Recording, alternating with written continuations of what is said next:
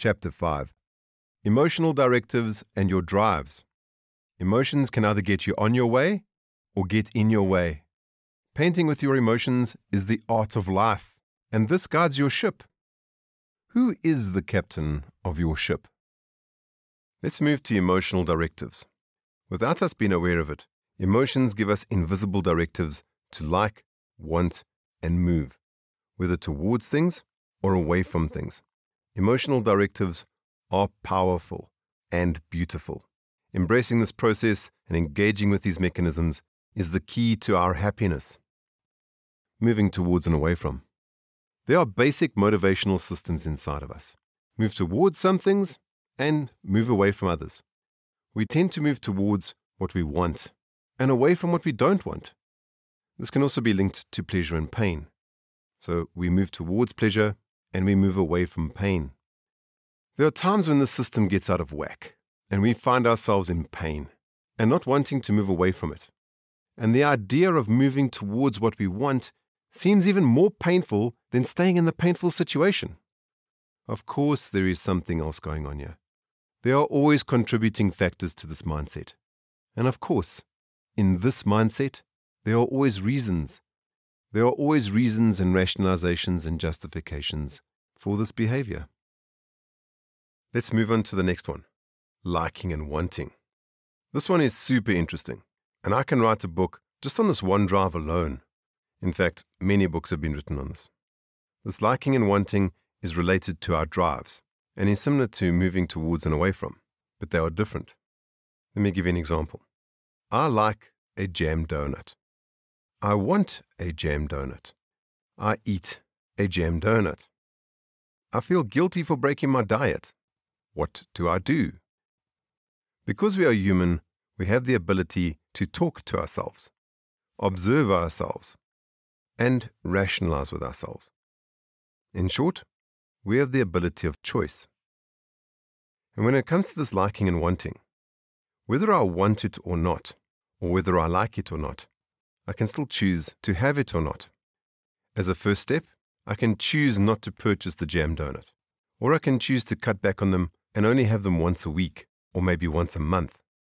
And as I do this, I can now use this as a reward. This can be used as a reward for a great month. The irony is, after I move this detrimental liking and wanting out into the future, the wanting diminishes. The drive or the feeling of the need of this thing, or the feeling of wanting or needing to have it, starts to settle down. And the result is, I do not feel guilty for breaking my diet. We can use this to our advantage. Sometimes we find ourselves in a space of wanting something that we don't necessarily like, or we tend to like something that we don't necessarily want. I know that this sounds like it conflicts. These two drives interplay with each other. This liking and wanting mechanism is one of the most powerful influences in our life. This one is linked to unconsciously gaining weight and doing strange things. Have you ever heard someone say, "I never do that," or "I never thought that I would do that"? This is the circuit in action.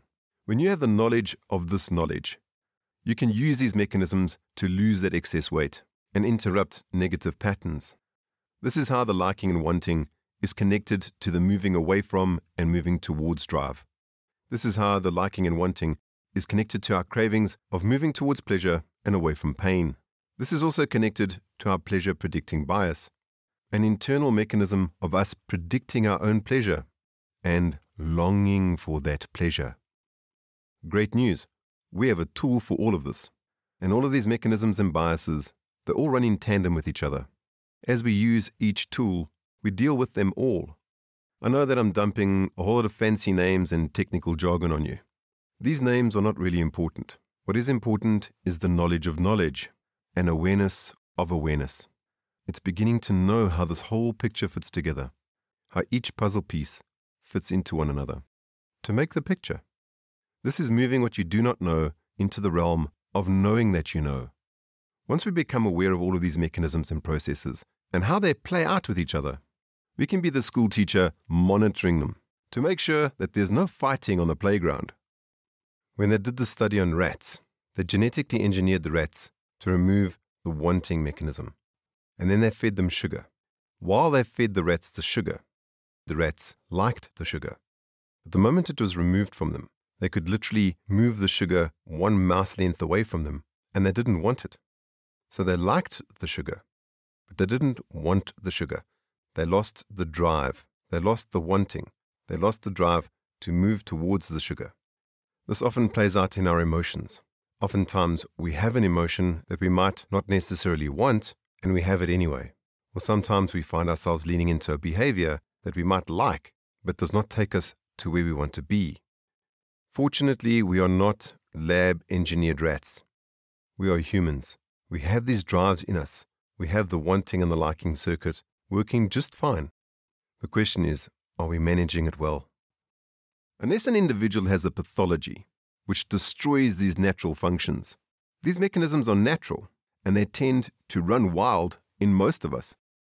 Because humans have this weird idea that all this stuff is normal, normal is just average. If you want to be normal or average, then this program is not for you. Turn this podcast off immediately before you get a grasp on yourself and stop behaving like the normal, out-of-control general population. You're still here? Okay, then let's keep going. Your job is to place your emotions and feelings into the appropriate emotional container and not let them spill all over.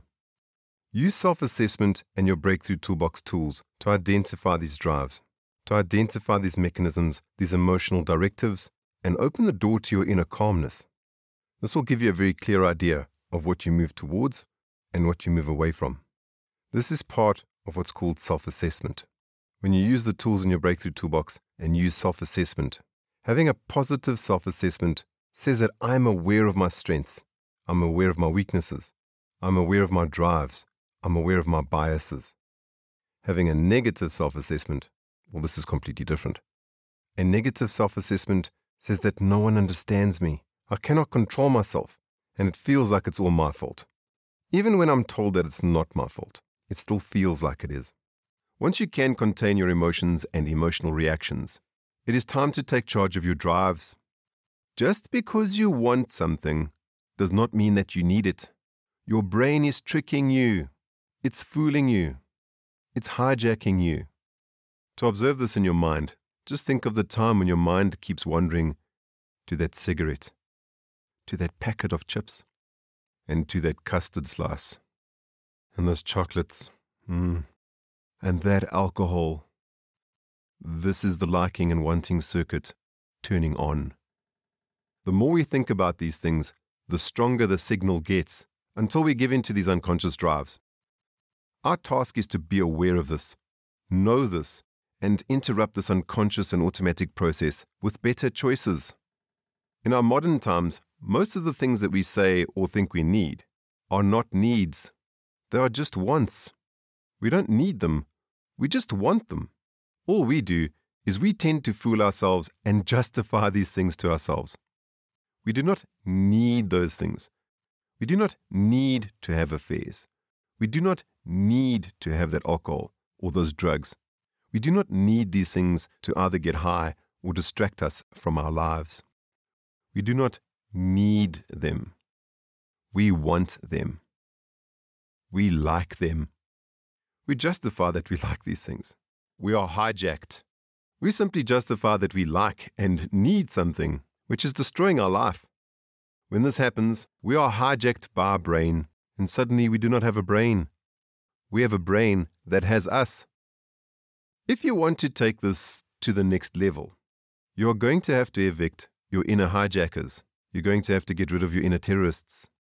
Get rid of your inner terrorist cell, waiting for your awareness to fall asleep, so that they can sneak into the control room of your mind and make you do things that if you were awake and thinking, you would never do. Ever remember saying, I would never do that, at least not again? It was in those moments that you were arrested, and you were driven by your own drives. When can we be honest with ourselves? Observe ourselves. Observe ourselves doing strange things that can destroy our life. What is it going to take to admit this to ourselves?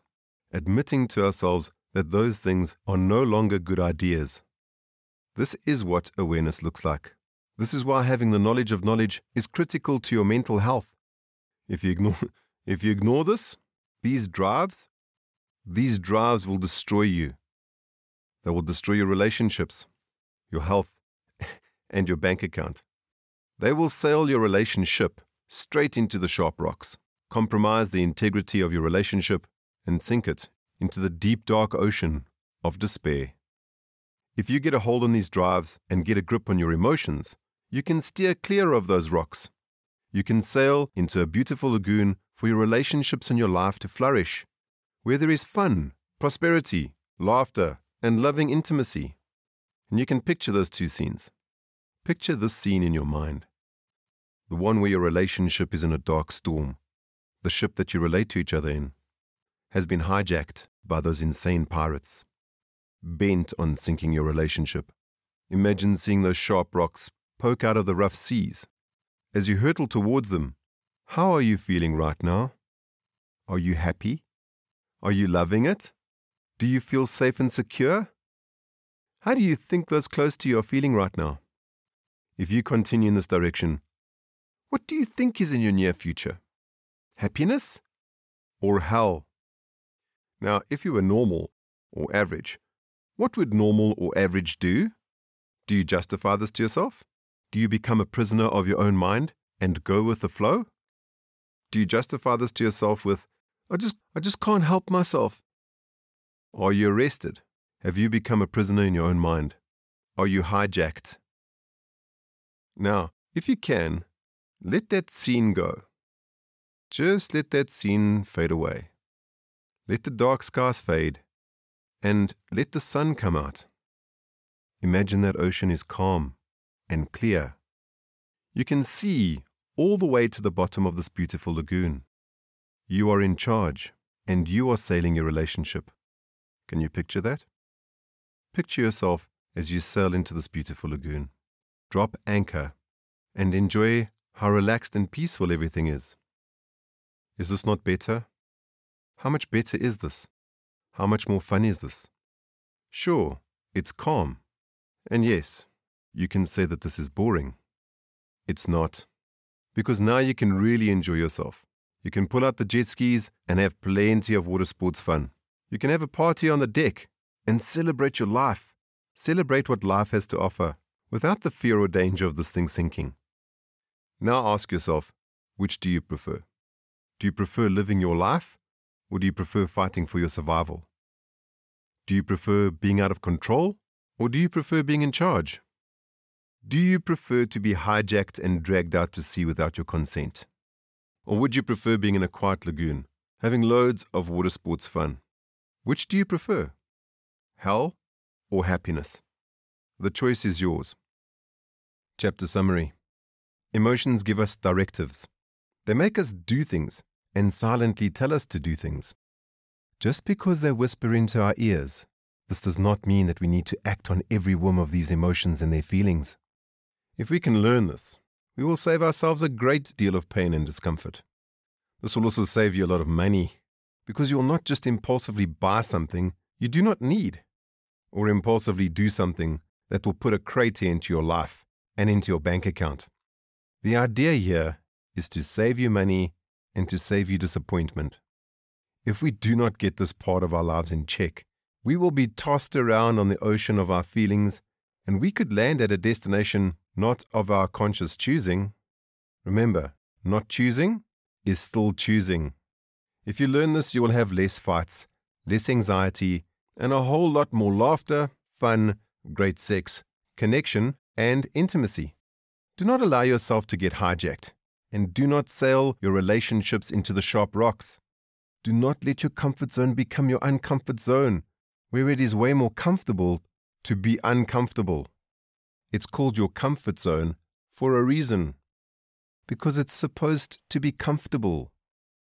The easiest way to become comfortable again is to lean into this discomfort and resolve it. If you need to, get some support on this. Having a coach, mentor, someone, or somewhere to support you would make this a lot easier for you and a lot more effective. Making these kinds of choices may seem hard at first, until you realize that you do have a choice, and you can choose a healthy choice. Making a healthy choice becomes easy. constantly acting on these choices and following through on them, this is a completely different challenge. With a bit of practice and experience, this all becomes easy, and your world can be a wonderful place.